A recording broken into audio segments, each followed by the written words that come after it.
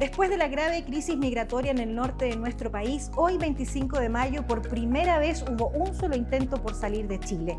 Lejos de estar en calma, este conflicto no termina aquí, porque nos dimos cuenta que Chile no está capacitado para identificar y registrar personas migrantes. A esto hay que agregar el abuso y la explotación.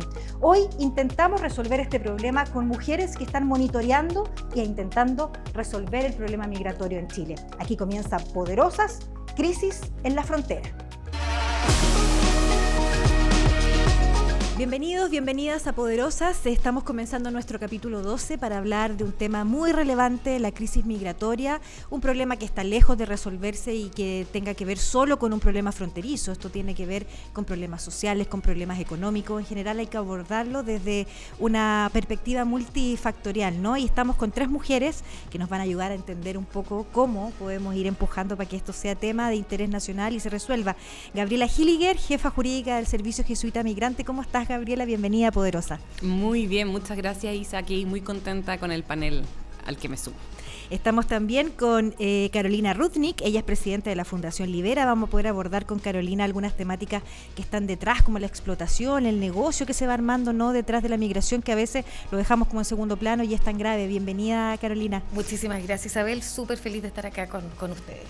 Y estamos también con Daisy Margarit, ella es doctora en Sociología de IDEA USACH, el Instituto de Estudios Avanzados de la Universidad Académica, que ha desarrollado un montón de investigaciones en esta materia. Bienvenida, Daisy. Muchas gracias por la invitación, Isabel. Feliz de estar aquí y poder compartir nuestras reflexiones con ustedes. En estos espacios son muy importantes. Sí, pues son 3 poderosas que manejan el tema. Nosotros siempre tratamos aquí en Base Pública de hablar del periodismo soluciones y desde esa perspectiva sabemos que el diagnóstico es súper agudo, es súper difícil, pero yo sé que también ustedes están haciendo cosas para que esto cambie su estándar, ¿no?, y cambie su problemática. Y quiero partir, Gabriela, contigo por lo que nos da la noticia, ¿no? Todo lo que vivimos en esta crisis fronteriza en el norte, el 7 de mayo, cuando sale este avión hacia Venezuela y todo el mundo dijo, se acabó el problema, pero no, está lejos de acabarse, es un episodio puntual. ¿Cómo está la situación en el norte ahora? En apariencia está más tranquila.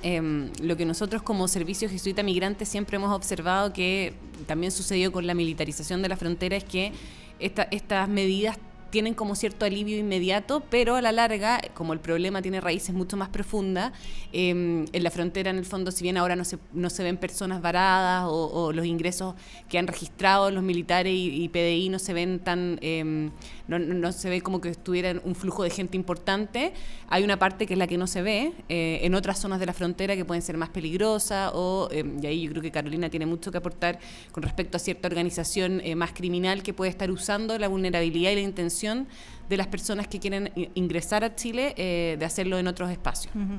Daisy, de alguna manera es bien fuerte para uno, digamos, como ciudadana chilena, decir la gente se quiere ir de nuestro país. ¿Qué estamos haciendo tan mal? Que tenemos problemas para que entren, se quieren ir y no se pueden ir. ¿Qué estamos haciendo tan mal cuando hoy día la migración es un tema global, no es solo un tema nacional? Es muy importante lo que tú señalas, porque exactamente lo que estamos viviendo como fenómeno migratorio es un fenómeno de que atañe a todo el mundo. O sea, la migración ha estado presente siempre. Las sociedades se han construido en base a la migración. La migración ha permitido, ¿no es cierto?, el intercambio de mercancías, el intercambio de cultura, el intercambio de distintas sociedades. Y por ello comprender que el fenómeno migratorio no es algo puntual que está ocurriendo hoy. Las características del fenómeno migratorio sí son distintas a las que teníamos con anterioridad en América, ¿no es cierto?, y en Chile en particular, pero claramente en Chile, un país que está aislado, un país que tiene imágenes construidas respecto a quiénes son los otros, nos cuesta mucho aceptar la diferencia. Estamos acostumbrados a tener una sociedad muy homogénea. El diferente destaca, ¿no es cierto?, cuando tenemos dentro de nuestra escala de valores o lo que aspiramos a ser, es aceptado, pero cuando el diferente es distinto y además a eso se le suman construcciones estereotipadas respecto de quién es ese otro, claramente lo vamos a alejar. Miremos lo que nos pasa con nuestros pueblos originarios, ¿no es cierto? Tenemos una deuda tremenda con las personas que han sido diferentes, desde una lengua, desde un origen, desde un color de la piel. Y claramente cuando llega una migración que es distinta, porque pensemos que Chile ha tenido distintas, ¿no es cierto?, llegadas de migrantes durante el siglo XIX, el siglo XX, y en este nuevo siglo Por cierto, esta llegada de una población que tiene un color de piel distinta, que tiene una lengua distinta en el caso de Haití y que tiene, ¿no es cierto?, también asociadas imágenes estereotipadas, nos cuesta mucho más. Y eso ha traído consigo que el trato en el día a día, en la cotidianeidad, no ha sido el que se espera y claramente la gente se quiere ir. A eso hay que agregarle que no hay oportunidades laborales tampoco, que algunos ya empezaron a decir que no tiene mucho sentido venirse porque no encuentran trabajo. Carolina, hay algo que está detrás de todo esto, que cuando uno ve las prioridades de los chilenos, está la seguridad, migración como número 2, pero uno dice no es migración humanitaria, sino es migración asociada a seguridad. ¿Cómo hacemos? Yo sé que tu especialidad justamente es hablar de lo que tiene alrededor la migración. ¿Qué tenemos que hacer para que se deje de asociar a los problemas de seguridad al tema migratorio? Mira, te agradezco la pregunta, Isabel, y también relacionándolo un poco con lo que nos ha compartido Gabriela, lo que está pasando en el norte.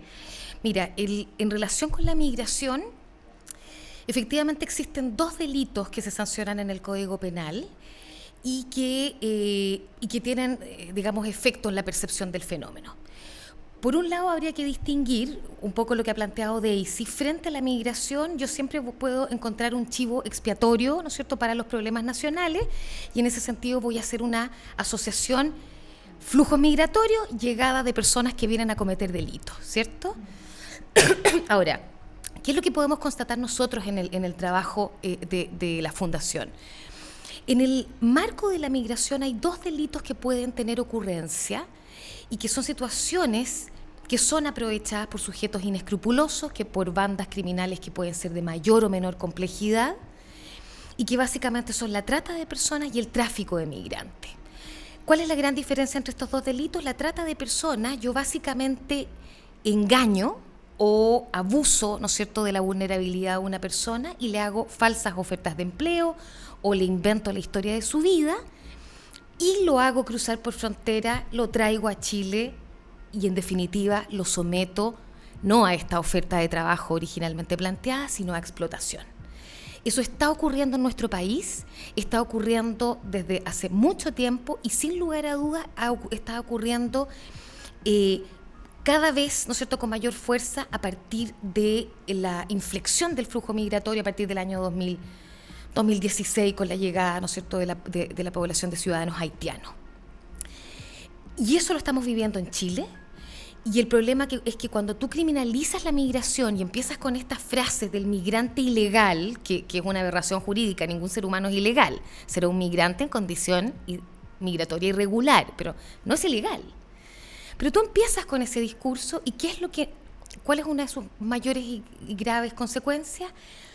Yo borro del filtro, del lente con el cual yo veo la realidad, potenciales víctimas absolutamente vulnerables que son objeto de engaño, que son objeto de coacción y que yo debería ser capaz, ¿no es cierto?, de detectar en frontera para evitar su posterior explotación. Entonces, bueno, es que ahí está un poco, ¿no?, el tema que estamos hablando, que dejó detrás esto que pasó en la frontera, como empujando el querer salir, porque nos dejó en claro que estamos lejos como país de poder tener un sistema capaz de identificar, regularizar de manera rápida. Y tú indica, Gabriela, que regularizar es lo mejor para poder hacerle frente a esto. Claro, yo creo que de la evidencia comparada, y eso es algo que encuentro muy importante que tengamos a Carolina y a Daisy acá, porque hablar desde la evidencia de gente que ha dado su vida profesional a desarrollar mayor conocimiento sobre esto, es que a sistemas más flexibles de migración, en el fondo se puede conseguir este principio del que siempre se habla, que es una migración más ordenada, segura y regular, y transmitirle también a las poblaciones, a la sociedad de acogida, que debiéramos decir eso aunque estamos muy lejos de serlo, una sensación como de armonía, porque también cuando la gente percibe caos genera más miedo, ¿no es cierto?, y despierta más sensaciones. Claro. Y ahí en el fondo el sistema chileno no tiene tanta flexibilidad. Tuvimos un cambio de ley que está reciente, en febrero del 2022 entró en vigencia la nueva ley de migraciones con un servicio más grande, pero aparentemente, si bien dimos cierto salto, no fue lo suficientemente grande para poder abordar esto tan complejo. Falta todavía capacidades y falta también una revisión, pero desde la flexibilidad del sistema y de las opciones de regularización. Pero la discusión de modificación de la ley solamente está restringida a expulsiones o a temas como tú misma lo describías, Isabel, de seguridad. Ahora, esto, nada, sí, me gustaría después te hago la pregunta, agregar Daisy. que el tema no solamente se resuelve con la regularización, o sea, yo creo que hay que trabajar también lo que ocurre en la cotidianeidad, porque cuando la integración no se logra por decreto, eso es lo que te quiero decir. Podemos tener personas reguladas, pero aún así vamos a seguir en el fondo con esta mirada excluyéndola, distinta, que no me gusta, que se echó a perder el barrio, que son los discursos que uno escucha cuando hacemos nuestros estudios, ¿no es cierto?, en distintos lugares donde hay mayor concentración de migrantes residiendo. En el fondo, ¿cómo trabajamos lo que denomina un autor que a mí me fascina, que se llama Enrique Santamaría, que él trabaja los discursos flotantes? Y los discursos flotantes son los estereotipos que se van construyendo respecto de un otro, pero que finalmente los problemas radican en esos discursos flotantes y no en las personas finalmente, no en los migrantes. Entonces, ¿cómo trabajamos esos discursos flotantes respecto a ciertos estereotipos de quiénes son los buenos, quiénes son los malos? Porque también el peligro de eso es que se empiezan a construir la imagen del buen migrante. Y el buen migrante es el que aceptamos, pero el buen migrante también puede ser el trabajador explotado, el buen migrante es el sumiso, el buen migrante es el que finalmente... El que no se ve. Exactamente, el que no se ve, el que no mete ruido. Entonces, entender que la diferencia nos hace bien, entender que el diálogo, ¿no es cierto?, con un otro que presenta, ¿no es cierto?, y nos representa una diferencia respecto a nosotros, también es un espejo para la sociedad chilena. Y es muy interesante lo que plantea Daisy, porque fíjate que en nuestra experiencia en la tramitación de casos de trata de personas en Chile, con víctimas extranjeras, la mayoría son víctimas extranjeras, tú puedes observar el fenómeno que plantea Daisy. Es decir, si no me encuentro con un extranjero que es una víctima ideal, es decir, que es una persona, en el caso de la explotación sexual, ¿no es cierto?, una mujer joven, virginal, inocente, o en el caso del hombre también sumiso, indefenso, en condición regular. Si no tengo esas características de víctima ideal, es muy probable que el sistema de justicia no procese mi caso y no me identifique como víctima. ¿Que tenga sesgo? Tiene absolutamente. Los sesgos tú los puedes observar en la detección de víctimas. Tenemos escasos niveles de detección de víctimas en frontera. En frontera el lente es un lente, ¿no es cierto?, de protección, de defensa de la seguridad interna. Y lo podemos observar también en el nivel de persecución penal, que es bajo en Chile, y también lo podemos ver en las bajas sentencias que se han dictado en los casos de condena. Entonces, en realidad uno observa que a la hora de que el sistema de justicia procese estos graves casos de vulneración de derechos humanos, imagínate, explotación, esclavitud moderna, como se le dice, tú puedes observar que las sentencias son tremendamente leves, ¿no es cierto?, y que en el fondo en general no hay una reacción acorde a la gravedad del delito. Me quedé con algo que planteaba Daisy, que tiene que ver con el lenguaje, ¿no? Porque a algunos les decimos extranjero y a otros les decimos migrante. ¿Qué está denotando ese lenguaje ahí? Está denotando una segmentación. Está denotando en el fondo que hay algunos que yo lo coloco en el lugar que acepto, y hay algunos que ojalá estén bien lejos porque claramente son aquellos que tal vez me representan lo que yo no quiero llegar a ser, a lo que le tengo miedo, a lo que no me gusta, ya sea la pobreza, ya sea el color de la piel, ya sean rasgos étnicos. Entonces, claramente, primero tenemos que aceptar que Chile es un país que ha sido colonizado, ¿no es cierto? Y como país colonizado, como todos los países en Latinoamérica, tenemos una mirada eurocéntrica. Entonces, aquellos que vienen de Europa los vamos a llamar extranjeros, que vienen del norte global, ¿no es cierto?, los vamos a llamar extranjeros, pero aquellos que están circulando, porque la migración también ha tenido un cambio importante. Los flujos ahora son sur-sur, por lo tanto, tenemos mayor migración dentro de los mismos países en el hemisferio sur. Y esos son los que a mí no me gustan. Entonces, claramente, vamos a ir nombrando de una forma distinta, pero también quiero hacer un punto respecto a cómo nombramos, porque hay veces que también a través de el nombrar caritativamente a un otro, el negrito, el peruanito, ¿no es cierto?, también estamos generando un tipo de exclusión que vamos generando un nuevo excluido, un nuevo oprimido, ¿te fijas? Porque en el fondo cuando yo digo el peruanito, esos son tan buenos trabajadores, claramente me estoy colocando en un lugar jerárquico en el cual sitúo a la otra persona en un lugar subalterno que tiene que agradecer que, bueno, en Chile se le están dando las posibilidades. Mira, estamos abordando la migración desde los sesgos, desde lo que nos plantea Carolina, que tiene que ver con el negocio, la explotación, con esto que se genera alrededor, que de verdad tiene que ver con derechos humanos. Gaby, en tu experiencia, ¿qué has visto en otros países donde para dónde se puede llevar estos tipos de problemas y darle una solución o una salida? ¿Qué te ha tocado ver en análisis donde haya un país que haya hecho mejor las cosas? Que globalmente estamos haciéndolo bastante mal porque suele suceder que la migración se toma como una bandera electoral en muchos procesos políticos. Yo creo que también en ese nivel de debate estamos. Pero yo recuerdo una experiencia que funcionó muy bien en un país al que Chile suele mirar, que son los de Estados Unidos, que se llamaba el programa Braceros, que era para trabajadores de temporada mexicanos, en el fondo, que trabajaban en California por la temporada. Y ese programa lo que recogía algo de la migración, que muchas veces falta, que como es un fenómeno humano, los seres humanos, como describía Daisy, desde la humanidad misma migran, recogía esta flexibilidad de estos proyectos de vida. Entonces, daban una visa que permitía que la persona, en el fondo, entrara al país, hiciera su trabajo, volviera a salir a su país de origen y lo hiciera tantas veces fuera la necesidad laboral, pudiendo compartir, en el fondo, el mejor de esos dos mundos, ¿no es cierto? Pero los sistemas rígidos, ¿qué es lo que hacen? Que las personas, incluso sin encontrar una vía regular para ingresar al país, queden atrapados por el miedo de que si salen del país al que emigraron, no puedan volver a reingresar. Y entonces, independiente de si tienen trabajo o no, cómo están las condiciones económicas, estas políticas estrictas finalmente no contribuyen en nada a que los sistemas puedan funcionar de manera más armónica. Claro, tú dices, lo estamos haciendo muy mal. Claro, yo estoy pensando, cuando uno conversa con una persona migrante que lleva 2 años en Chile sin regularización, sin papeles, trabajando con una vida, viviendo en una casa, uno dice, ¿qué está pasando acá? ¿Qué está pasando que no podemos regularizar a las personas, por ejemplo, y saber quiénes están acá y poder a lo mejor meterlos en los programas sociales, que comiencen a ser parte del país? O sea, yo creo que aquí el plano fundamental es social y pero político. Aquí falta una voluntad política. Los procesos de regularización son de voluntad política. Y lo que faltaría es que esa voluntad política fuera consensuada entre los distintos sectores y que las autoridades tomaran su rol de referente y le dieran a la sociedad cierta directriz de que, en el fondo, ese otro es parte nuestra también y acercarnos un poco de cómo construimos una sociedad mejor para no, a lo mejor, obtener réditos electorales en el inmediato plazo, pero para obtener una sociedad que convive de mejor manera a largo plazo. Claro, me queda tan grande este tema. Yo encuentro cuando lo empezamos a abordar es tremendo, ¿eh? Uno dice, tiene una cantidad de aristas que dejamos fuera en el debate. Carolina, estoy pensando en lo que tú nos hablabas sobre el tema de la explotación. ¿Qué se está haciendo? ¿A quién tenemos que perseguir acá?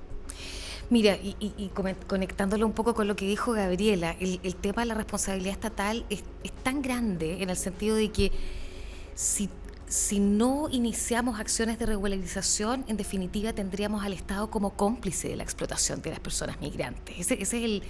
Hay responsabilidad estatal comprometida, efectivamente, en que tú perpetúes una situación de vulnerabilidad por parte de las víctimas. ¿Qué es lo que estamos viendo nosotros en terreno? Nosotros estamos viendo 2 tipos de fenómenos. El primer tipo de fenómeno es un fenómeno donde se captan personas en el extranjero, efectivamente un poco lo que decía Daisy, aprovechando esta migración transregional, claro, exacto, interregional, donde también hay ciertos dispositivos que facilitan, Visa Mercosur, ¿no es cierto?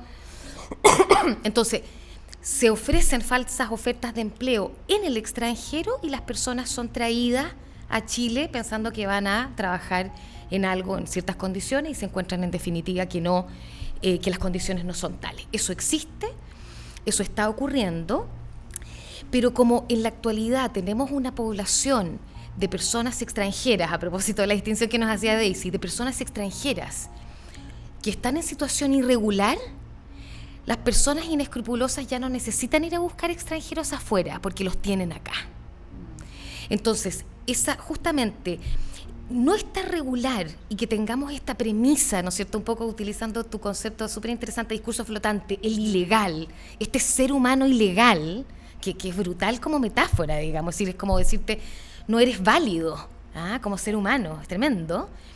Bueno, si no tenemos a un Estado robusto que contribuya a fortalecer al migrante, y tú lo fortaleces regularizándolo, lo que tú tienes en la actualidad en Chile es justamente a empleadores de todos los sectores económicos. Nosotros lo hemos visto en restaurantes, en la construcción, en la agricultura, Bueno, para qué decir lo que se ha dicho, ¿no es cierto?, de la industria de la prostitución, pero también en sectores económicos formales. Lo que estamos observando es que justamente se dirigen las ofertas de trabajo falsas a este grupo que es vulnerable económicamente y por lo tanto que está sujeto a que se le impongan los mayores niveles de abuso y de maltrato. Daisy, a ti te ha tocado estudiar, has visto casos, bueno, todas han visto casos y están del día a día viendo casos, pero en lo que plantea Carolina que tiene que ver con estos empleos, ¿qué te ha tocado ver? Bueno, a nivel de empleo yo trabajo principalmente con el empleo informal. Estamos trabajando con personas que están desarrollando sus actividades de generación de ingresos. La verdad es que no hablamos de empleo porque empleo es una categoría que conlleva... empleo con contrato, exacto. Aquí no hay nada. Sí, más bien sobrevivencia, podríamos llamarle. Actividades de generación de ingresos. Claro. Nos pareció que ese era un concepto amplio que permitía justamente poder integrar a aquellas personas que están generando, ¿no es cierto?, ingresos vía la formalidad o la informalidad, ya sea el comercio callejero, o sea, la venta vía, no sé, hay un WhatsApp que se armó en unas comunidades a propósito de la pandemia, un mall virtual. Entonces empezaron a vender y claramente se conectaban con las personas que hacían delivery y que permitían en el fondo poder distribuir sus productos desde comida, lo que fuera, te fijas, artículos de estética, artículos para la casa, lo que fuera en realidad. Entonces, la mirada, ¿no es cierto?, de cómo se va construyendo la formalidad y la informalidad también es compleja, porque los conceptos a veces nos amarran bastante, nos amarran como para poder clasificar y poder generar políticas públicas. Pero también aquí yo quiero poner un punto, Isabel, que la política pública muchas veces sigue trabajando con conceptos que ya están bastante, digamos, desechados, que ya no responden a lo que está ocurriendo en la cotidianeidad. O sea, cuando hablamos del migrante, desde la mirada de la OIM, ¿no es cierto?, desde la mirada del traslado de un lugar de origen a un lugar de destino, eso ya también ha cambiado. Porque Chile en este momento se está constituyendo, por ejemplo, en un lugar de tránsito. En un lugar de tránsito, o lo que denominamos desde la geografía, se denominan los lugares de la espera. Entonces, claramente, cuando decimos, pero bueno, estamos generando una política pública para que la gente se quede y se van, como lo que tú señalabas, ¿por qué se van? O se van, como los haitianos que decían, están dejando su carnet de identidad y ellos cobraron, ¿no es cierto?, el bono el de apoyo que se dio para la familia, mal agradecidos. No son mal agradecidos, hay que entender que la migración es mucho más dinámica, que los lugares ya no son de destino para siempre y que dentro del mismo país se va a ver una movilidad, pero dentro de la región también. Por lo tanto, si Chile se constituye en un lugar de tránsito, un lugar de espera, tenemos que, ¿no es cierto?, entender que la migración va a tener esa movilidad. Y si seguimos pensando en esta lógica origen, el binomio origen-destino, nuestras políticas públicas van a rebotar con la realidad, y eso a nivel laboral, a nivel educacional, a nivel de la vivienda. Cuando pensamos que tenemos un sistema de un registro social de hogares que solamente, ¿no es cierto?, puedes acceder cuando tienes un carnet de identidad, y para obtener ese carnet de identidad muchas veces el periodo es mucho más largo del periodo en el que están las personas, no pueden tener, es una barrera para poder tener un acceso a los derechos que se debieran garantizar en todos los países para las personas que están moviéndose. Claro. Qué interesante lo que planteas, porque uno siempre dice, bueno, vamos a generar un plan completo para atraerlos como fuerza laboral, súper ordenado, hablamos, pero yo me imagino que mucha de la gente que quiere venir a Chile está aquí no porque realmente quiera, sino porque tiene algún problema en su propia tierra, y muchos quieren volver a su tierra, ¿no? Se encuentran con esas historias, me imagino. Sí, o sea, yo creo que, también tú lo decías en algún momento, como que hay una cosa social y humanitaria en el fenómeno de la migración, y por ejemplo acá hablábamos de la migración sur-sur. Es inevitable pensar que en nuestra región tenemos la situación de Venezuela, que han salido el número de personas equivalente a la crisis que ocurrió en Siria. Entonces, eso solo da cuenta de lo complejo que es, y por lo tanto ofrecer soluciones simples o ciertos eslogan no jamás va a poder en el fondo hacerse cargo de los temas de fondo que hay frente a este fenómeno. No, y fíjate que frente a la pregunta tuya, Isabel, de por qué se van las personas migrantes, cuando nosotros dentro de la Fundación empezamos a ver los titulares de los diarios con respecto a este tema, a nosotros no nos sorprendió para nada. Y no nos sorprendió para nada porque el diagnóstico que tenemos en base a la evidencia que hemos podido recopilar es que, por ejemplo, y particularmente la población de ciudadanos haitianos fue objeto de una explotación brutal. una explotación brutal que significó que desde el año 2016 hasta este año, en la estadística oficial de trata de personas, nunca había habido un ciudadano haitiano. El primer caso de trata de personas con ciudadanos haitianos fue de hace un par de semanas atrás, un caso de Punta Arenas muy bullado, de un grupo de trabajadores haitianos que fueron llevados a un sector cerca de Puerto Natales para la recolección de un tipo de planta que hay allá, una tundra, y que, imagínate, los tenían en situaciones viviendo prácticamente en una media agua, en un ambiente de frío, etcétera, infrahumano. Entonces, el propio sistema criminal no fue capaz de identificar el nivel de explotación de la comunidad haitiana entre el año 2016 y el año 2019. Entonces, si a eso tú le sumas dificultades de regularización migratoria y recesión económica, claramente Chile no es un país para quedarse. Claro. Bueno, se nos pasó el tiempo volando, increíblemente. De verdad, yo hay temas que me quedan grandes y uno es uno de esos temas en que yo siento que necesitamos muchos debates desde muchos puntos de vista, hacer foco. Poderosa siempre termina con una pregunta que es compleja, pero yo encuentro que cualquiera de ustedes podría estar en un cargo de poder. Podrían ser ministras, presidenta de la República, dirigenta. Yo me las imagino a todas trabajando, asesorando al gobierno que sea.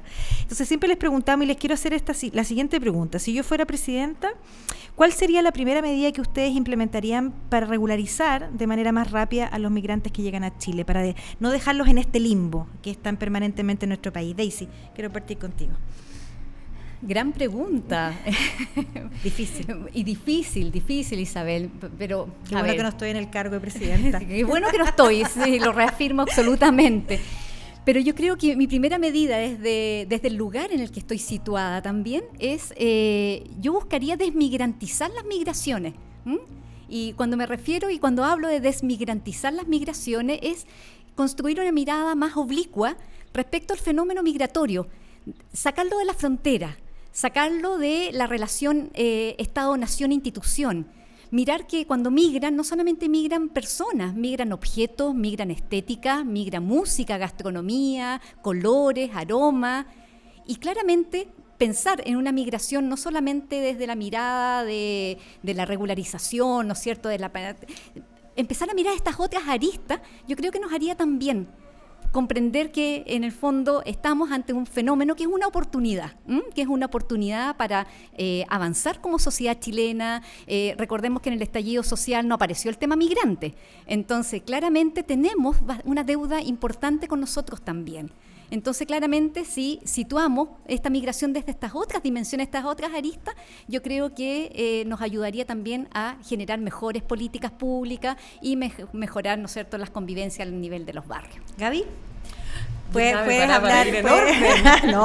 Yo votaría de presidenta por Carolina y por Daisy, pero yo, como una primera medida, no sé, invitaría a la sociedad chilena a pensar en nuestro himno patrio, ¿no es cierto? Nosotros decimos y cantamos o el asilo contra la opresión, y la palabra asilo es muy potente. Entonces yo creo que ahí conectar con que en el fondo cada historia y también de las familias que a lo mejor nacieron en Chile tienen historias migrantes, cómo humanizar ese fenómeno, y a partir de eso, como autoridades, generar ciertos acuerdos transversales de que tengamos herramientas en la política pública de regularización, para que conozcamos quiénes son las personas que se integran a nuestra sociedad, y eso está probado que es más virtuoso, pero también de integración y sumar en el fondo a la política pública. Estamos expectantes de que salga la Política Nacional de Migraciones, con mucha expectativa de que ojalá se cubra el tema de la integración, un poco conectando con lo que decía Daisy, para que así en el fondo entendamos que la sociedad chilena cambió, que ahora, así como los fenómenos migrantes han sido algo que va cambiando con el tiempo, esta es la sociedad en la que nos toca compartir y podamos construirla mejor para los niños y niñas en el fondo que se proyecten. No se habla como presidenta, Gabriela, yo ya. Sí, también. Voto por ti, Gabriela. Yo también. Carolina. Mira, si estuviera en una posición como la que tú describes, yo creo que aquí hay dos cosas. La primera, la importancia de los temas en la política pública se manifiesta con la asignación de recursos. Por lo tanto, si tenemos un problema de incapacidad material en términos de regularización, entonces hay que asignar los recursos para tener la cantidad de funcionarios que necesitamos para procesar las visas. Si hay un tema material, tenemos que hacernos cargo de ese tema material. Y lo segundo es que necesitamos una revolución moral dentro del Estado. Necesitamos, ¿no es cierto?, una figura de autoridad que pueda remover el corazón de los funcionarios públicos y recordarles, insuflar, promover que están al servicio de la persona humana. Lo que nosotros observamos en la asistencia que se le da a las víctimas de trata es un nivel de indolencia y de indiferencia brutal. Y necesitamos recordarle al funcionario público de nuestro país que él es el representante de esta entelequia que llamamos Estado y que en el fondo es el símbolo o que lo que representa el colectivo que somos todos, digamos. Es decir, somos un nosotros y somos un yo. Necesitamos esa autoridad que remueva, que diga, ¿no es cierto?, hay que ser valientes, hay que ser justos, hay que ayudar al débil. Eso es lo que nos define como... Yo siempre digo que voy a tomar todas las propuestas que hemos hecho en Poderosa y se las voy a hacer como un programa de gobierno y se lo voy a llevar a alguien, yo creo. Y acá, revolución moral, me parece interesante, desmigrantizar la migración, una ley que integre, o sea, son medidas súper interesantes las tres. Les agradezco mucho por haber aportado al debate de Poderosas hoy día, un tema de verdad complejo, sin duda con ustedes, más fácil de abordarlo. Gracias por haber sido parte de este capítulo de Poderosa. Muchísimas gracias. Gracias por el espacio. Gracias, y nosotros nos encontramos en un nuevo capítulo cuando tengamos que abordar otro tema de contingencia.